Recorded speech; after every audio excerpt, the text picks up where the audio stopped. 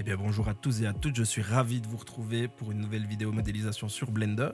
Aujourd'hui lancement d'un nouveau format sur la chaîne, un format court, puisque l'objectif de ce nouveau format va être de vous présenter les fonctionnalités de base de Blender en moins de 5 minutes. Alors les fonctionnalités de base, elles sont nombreuses, on abordera évidemment celles qui sont très utiles. L'objectif n'est pas ici de vous faire une formation complète sur Blender, mais plus on avancera, plus on poussera la réflexion et je vous présenterai très probablement plusieurs add-ons que j'utilise régulièrement dans le programme. Et donc voilà, quand je dis présenter, je vous montrerai les différentes fonctionnalités, comment s'en servir, quels sont les raccourcis clavier qui y sont liés. Dans cette première vidéo, on va aborder la base des bases pour les grands débutants sur Blender et on va voir comment changer le point de vue dans Blender et réaliser les actions de base qui sont le déplacement, la modification de rotation et la modification d'échelle. Et je vous propose qu'on attaque tout de suite. La première chose à savoir sur Blender pour travailler de manière efficace, ce sont les raccourcis du clavier numérique. Ces raccourcis vous permettront de voyager dans les différentes vues du programme. Si vous utilisez le 2, le 4, le 6 ou le 8, ce sont simplement des déplacements ancrés. Voilà, de gauche à droite, de haut en bas. Ce sont des déplacements qui vont se faire d'une seule unité systématiquement. La deuxième chose, c'est comment se retrouver en vue de face. Il suffit d'appuyer sur la touche 1 de votre clavier numérique. Pour être en vue de dos, vous faites CTRL 1. Pour la vue depuis le côté droit, vous allez appuyer sur la touche 3. Touche 3. Et pour l'inverse, de nouveau, CTRL 3. Pour la vue de haut, c'est la touche 7. Pour être vue d'en haut. Et pour vue de bas, c'est CTRL 7. Voilà. Ça, c'est la première chose à faire. Alors, si comme moi, vous travaillez assez régulièrement au trackpad, vous avez aussi la possibilité, évidemment, de passer dans chacune des différentes vues en cliquant en haut à droite sur la boussole. Moi, j'appelle ça la boussole. Je ne suis pas sûr que ce soit le nom officiel, mais voilà. Alors, lorsqu'on fait un déplacement, que ce soit un mouvement, une modification de rotation, une modification d'échelle, il est toujours conseillé de passer en mode Edit pour le faire. Alors, pourquoi ça?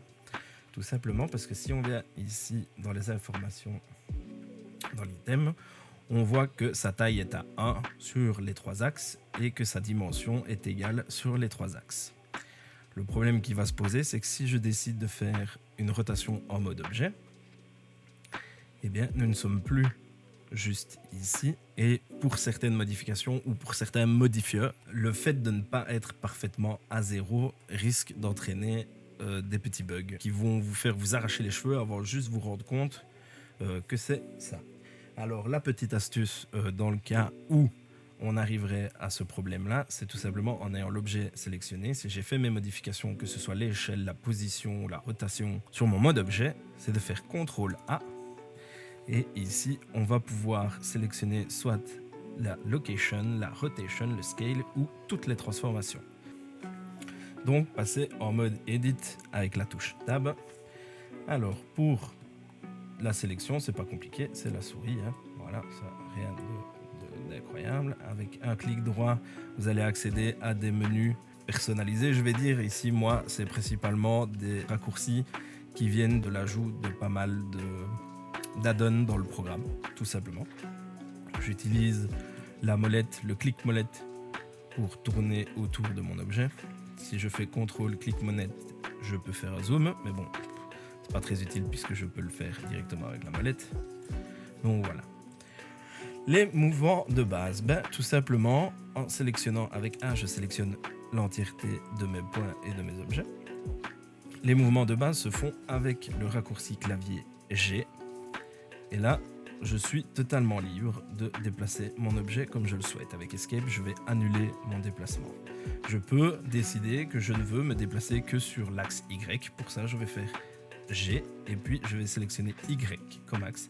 Et là, on voit que du coup, il y a une contrainte sur mon objet. Il ne peut passer qu'en axe Y.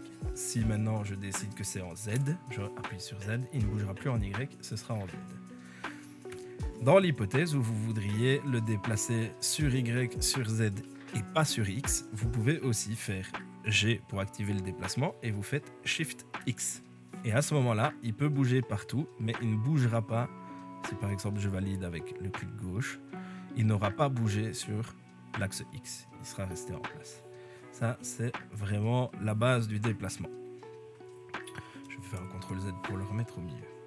Et bien en fait, c'est un peu la même chose pour tout. Donc le déplacement, c'est avec G. Si je souhaite faire une rotation, c'est avec R.